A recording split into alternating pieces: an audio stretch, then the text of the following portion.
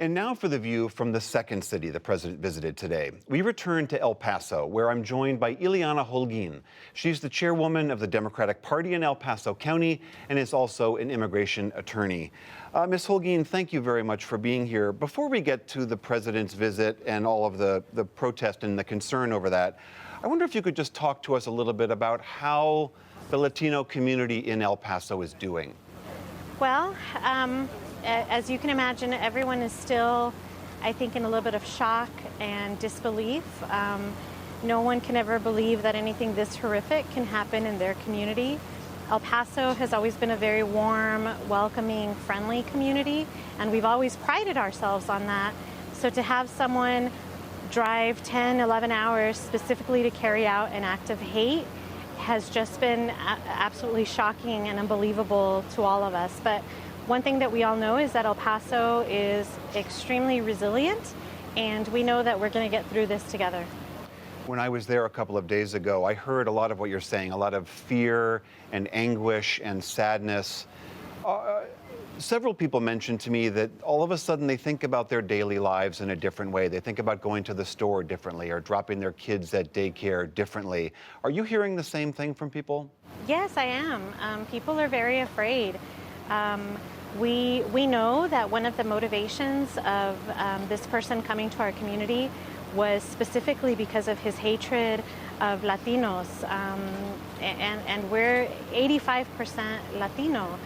So we know that our community was targeted specifically because of who we are, because of our identity, and knowing that is certainly making people afraid that we might see something like this happen again.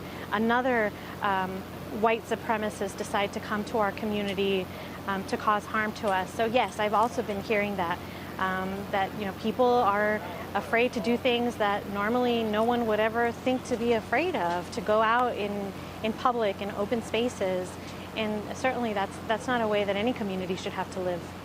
I know that you wrote a letter to the president in advance of his visit saying, please don't come. Can you explain why you didn't want him to visit? Yeah, El Pasoans right now, we're still trying to figure out how to heal. We're still grieving. We're going to be having 22 funerals here in the next few days. And many of us really hold the president responsible in a lot of ways for this increase in the demonization of immigrant communities, and a lot of the same rhetoric that the president uses on a regular basis in his Twitter account, in his rallies. You heard some of those same phrases being used by this person in that essay that he posted just minutes before he opened fire here in El Paso. So really, we feel that the president has to acknowledge that his language has played a role in what happened. His words have consequences. And here in El Paso, we learned that on Saturday, that his words have very, very severe consequences that can change a community. And so we didn't want him to come while we were in this process of grieving and healing, and until he acknowledges that he has to change the way he talks about immigrants and immigrant communities and people of color. He has to recognize that his language is what's doing us harm, and Saturday was just a manifestation of that. I mean, the president today was asked that specific question, do you think your rhetoric is contributing to this? And he said, no, my words have not contributed to this.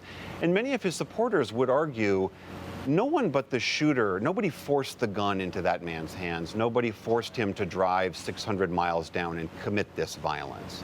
But you really do believe that the president sets the table that causes this kind of thing to happen? Yeah, and that's true. We're not saying that the president somehow is the one that told this person to do this horrific thing, but the president's language definitely contributes to just the divisiveness, the demonization, the way he talks about communities like ours.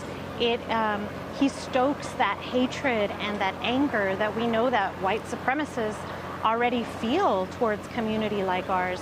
So he may not have directly played a role in putting the gun into the shooter's hand, but he certainly encourages people with white supremacist views. He certainly condones it.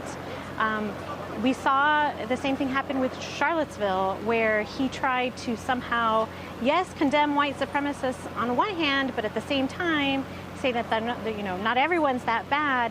He seems to can't just come out and denounce white supremacy, and that's what we need him to do. Because if he sounds like he's condoning it, if the President of the United States sounds like he's condoning it, then of course we're going to see physical manifestations of that, like what happened here in El Paso. All right, Ileana Holguin from El Paso, thank you very much for being here. Thank you very much.